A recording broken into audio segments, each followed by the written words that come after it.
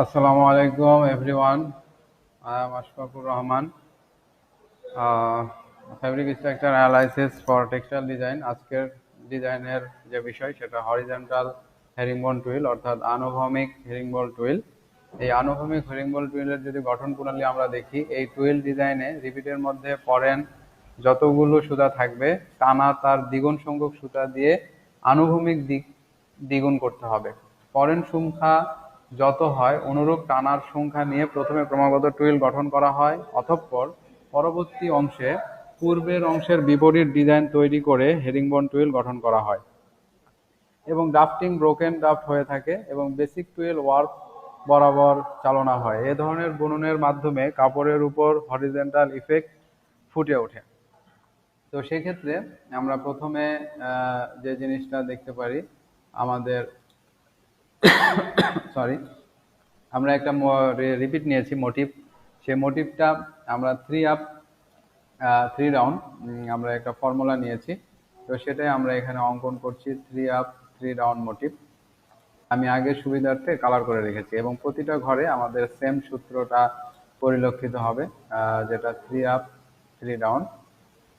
আমরা দেখতে পাচ্ছি 3 আপ 3 ডাউনের আমরা যে মোটিভ নিয়েছি সেখানে 6x6 ঘরের 3 আপ 3 ডাউন একটা মোটিভ অঙ্কন করলাম।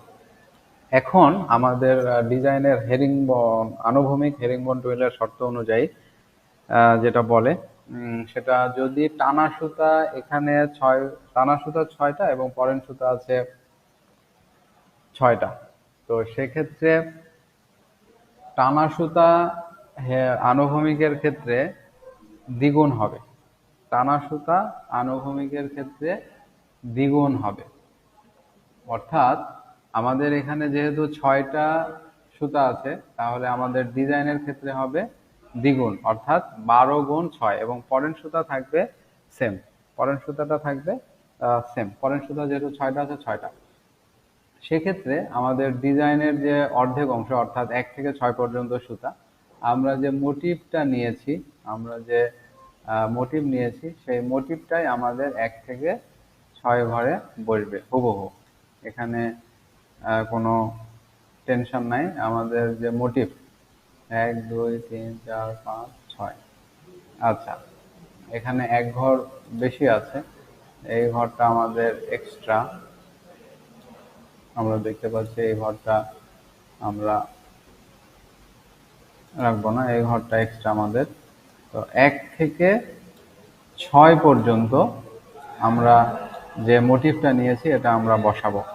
তাহলে আমরা সে মোটিভটা অঙ্কন করে নিই যে 1 থেকে 6 ঘরের মধ্যে আমাদের হুবহু যে মোটিভ এটা আমরা বসাই দিলাম।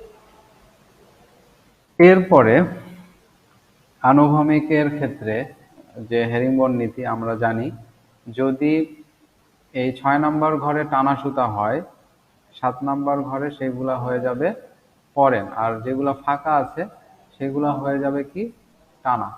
তাহলে আমি এখানে দেখতে পাচ্ছি 1 2 3 এখানে পরেন ছিল, এগুলো হয়ে যাবে টানা সুতা। এরপর এবং যেগুলা টানা ছিল, দেখেন 6 নম্বর ঘরের যে নিচে 2টা ঘর টানা ছিল এখানে পরেন হয়ে গিয়েছে, এবং 6 নম্বর ঘরের যে একদম উপরের সুতা টানা ছিল 7 নম্বরে এসে পরেন হয়ে গেছে। তো আমাদের 6-7-এর ডিজাইন শেষ। এখন আমরা 5 নম্বরে আসবো। তো 5 নম্বরেরটা আসবে 8 নম্বরে। তো সেক্ষেত্রে আমরা 8 নম্বরে এখানে পরেন হবে, যেহেতু 5 নম্বরে এখানে টানা আছে। অতএব আমার এখান থেকে 1 2 3 এই 3টা হবে টানা। যেহেতু উপরের 2টা টানা ছিল তাহলে এখানে পরেন হয়ে গেছে। তো 4 নম্বর সুতা আসবে 9 নম্বরে। এখন 4 নম্বর সুতার দেখা যাচ্ছে একদম নিচে আমাদের পরেন আছে, তাহলে এখানে কি হবে টানা। আর যেহেতু 4 নম্বর সুতার একদম উপরের 3টা টানা ছিল তাহলে এখানে পরেন অর্থাৎ ফাঁকা থাকবে। যেগুলো ঘর টানা সুতা হয় সেগুলো ঘর যেগুলো চিহ্ন দিতে হয়, আর পরেন সুতার ঘর ফাঁকা থাকে। তো এখন আমরা চলে এসেছি 3 নম্বরে। 3 নম্বরে আমরা দেখতে পাচ্ছি যে উপরের এক ঘর ছিল ফাঁকা অর্থাৎ পরেন, উপরের এক ঘর ছিল পরেন সুতা। তাহলে আমরা উপরের এক ঘর যেহেতু পরেন সুতা ছিল আমরা দেখতে পাচ্ছি, তাহলে এখানে কি হবে, এখানে সেটা টানা হবে, উপরের এক ঘর যেহেতু পড়েন আর 3 ঘর ফাঁকা, অতএব আমরা উপরের এক ঘর যেহেতু পড়েন ছিল আমরা এখানে একটা টানা নিব। আচ্ছা, উপরের এক ঘর যেহেতু আমাদের পড়েন ছিল, আমরা 3 নম্বরে দেখছি উপরের এক ঘর যেহেতু পড়েন ছিল, তাহলে আমরা এক ঘর টানা নিব এখানে। তাহলে আমরা এখানে টানা সুতা নিয়েছি এবং 3 ঘর ছিল এখানে টানা, তাহলে পরেন হবে। আর নিচের 2 ঘর ছিল পরেন, তাহলে এখানে নিচের 2 ঘর টানা হবে। ওকে, এরপর আমরা দেখতে পাচ্ছি 2 নম্বর সুতার একদম উপরে পরেন আছে, তাহলে উপরে 2টা পয়েন আছে, তাহলে 2টা টানা হবে। আর 3টা এখানে টানা ছিল, তাহলে এখানে পরেন, আর একদম নিচেরটা হবে টানা। এরপর আমরা চলে যাব 1 নম্বরে। 1 নম্বরে দেখেন নিচ থেকে 3টাই ছিল টানা, তাহলে নিচ থেকে 3টা হবে পরেন, অর্থাৎ ফাঁকা থাকবে। আর উপর থেকে 3টা হবে টানা সুতা। এই ছিল আমাদের এখানে এই ঘরটা আমরা করে দিই, তাহলে আমাদের বুঝতে সুবিধা হবে।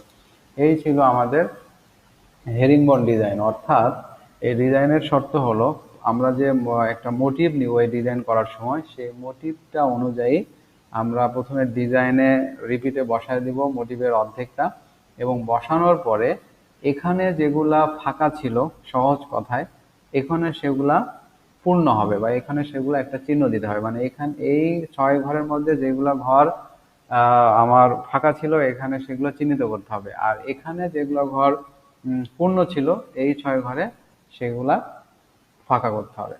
তাহলে সেক্ষেত্রে এখানে দেখা যাচ্ছে আমাদের 1 থেকে 6 পর্যন্ত কোনো সুতার সাথে কোনো সুতা মিল নাই, অর্থাৎ সিমিলার না। তাহলে আমরা এখানে 1 থেকে 6 পর্যন্ত আমরা এখানে বসায় দিলাম। তাহলে 1 থেকে 6 পর্যন্ত সিমিলার না। এরপরে দেখেন 7 নাম্বার সুতাটা আমার 3 নাম্বারের সাথে মিল আছে, তাহলে আমরা 3 নাম্বারে দিতে পারি 7 নাম্বার। এরপর 8 নাম্বার মিল আছে 2 নাম্বারের সাথে, 8 নাম্বার সুতাটা 2 নাম্বারের সাথে মিল আছে। এরপর 9 নাম্বার সুতাটা 1 নাম্বারের সাথে মিল আছে। এরপর দেখা যাচ্ছে 10 নাম্বার সুতাটা 6 নাম্বারের সাথে মিল আছে, 10 নাম্বারটা 6। এরপর 11 নাম্বারটা 5-এর সাথে মিল আছে, দেখেন 11 নাম্বারটা 5-এর সাথে মিল আছে। এরপর 12 নাম্বারটা 4 নাম্বারের সাথে মিল আছে, 12 নাম্বারটা একদম 4। এর জন্য দেখেন আমাদের যে ড্রাফটিং এর ঝাপ ছিল 1 2 3 4 5 6, এবং এই ঝাপে প্রত্যেকটা সুতায় প্রত্যেকটার সাথে মিল আছে। সেক্ষেত্রে আমরা অর্ধেক অংশের ডিজাইনের অর্ধেক অংশের ড্রাফটিংটা আগে করে নিয়েছি, যেহেতু এটা কোনোটার সাথে কোনোটা মিল থাকবে না। এরপরে এই 6টার সাথে কিন্তু সিস্টেমে মিল আছে, তো আমরা সেটা দিলাম। কিন্তু আমাদের যেহেতু 1 নাম্বার আমরা যখন লিফটিং করব, এখানে দেখতে পাচ্ছি 1 নাম্বার ঝাপে 1 এবং আমাদের 9 সেম সুতা, তাহলে আমরা যে কোনো একটা সুতা লিফটিংয়ে নিয়ে নিতে পারবো, অর্থাৎ কমন নিব। তাহলে আমরা এখানে এটা নিয়ে নিলাম। এরপর দেখা যাচ্ছে 2 এবং 8 নাম্বার হুবহু সেম, তাহলে আমরা 2 নাম্বার সুতা নিতে পারি। এরপর 3 এবং 7 হুবহু সেম, তাহলে আমরা যে কোনো একটা নিতে পারি, কমন নিচ্ছি একটা। এরপর দেখা যাচ্ছে 4 4 এবং 12 সেম, তাহলে আমরা 4 নাম্বার নিয়ে নিলাম। এরপর 5 নাম্বার সুতাটা আমার ঠিক 11 নাম্বারের সাথে মিল আছে, তাহলে আমরা